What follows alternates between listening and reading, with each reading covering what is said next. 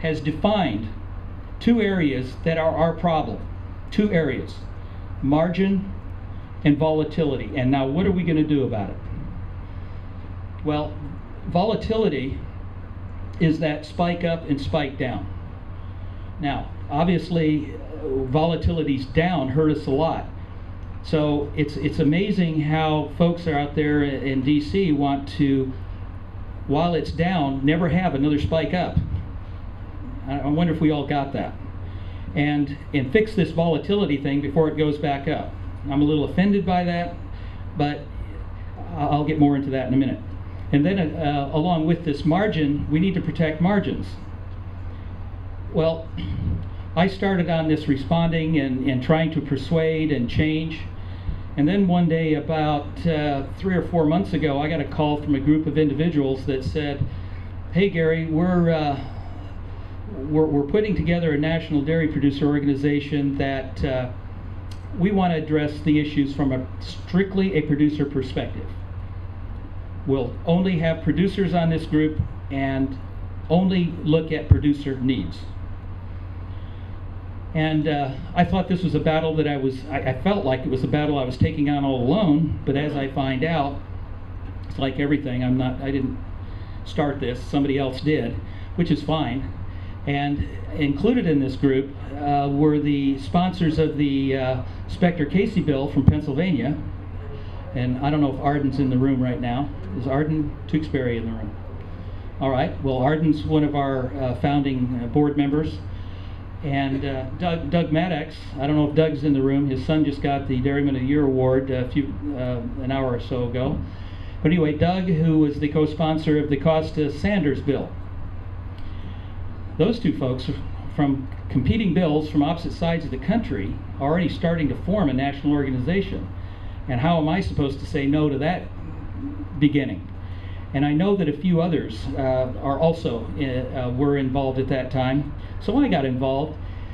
Since, I'm going to say, since about the middle of September, we've literally had hundreds of phone calls from producers across the country. We have formed the organization. Our attorneys are on Pennsylvania Avenue in Washington, D.C. We are a legal entity.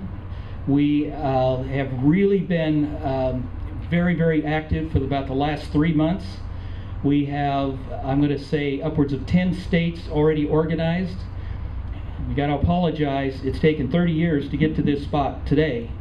It has taken us 3 months to get upwards of 20 to 25% of the country organized on the producer level. And so what we have now developed is a board of directors. Our chairman is from the National Dairy Producers Organization, I should say. Our chairman's from Vermont. We have Arden from Pennsylvania. We have board members from New York, Virginia, Minnesota, Wisconsin, New Mexico, Texas, Idaho, Utah, California, and Oregon, giving us a huge perspective on regional differences.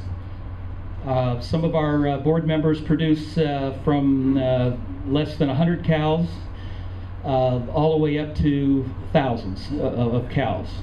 So the perspectives are huge, and the experience in grassroots organizations from all of our board members.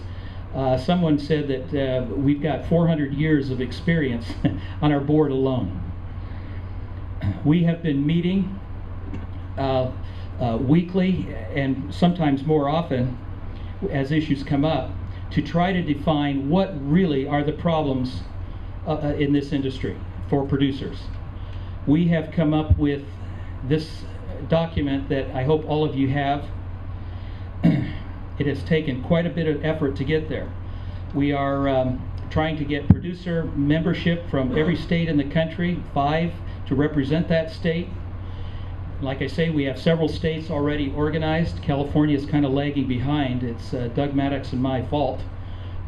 Seems like we've been working on many other areas all at the same time, and believe me, we all have full-time jobs.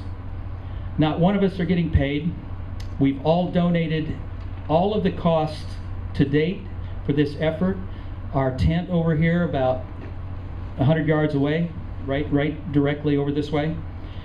Tomorrow morning at 10 o'clock, we'll have a lively discussion on all these points. I'm going to go through the 20 issues that we have decided are problems for our dairy industry. And I'll go through them kind of quickly, but if there are any questions, I'll just kind of put a mark beside it and then ask me at the end.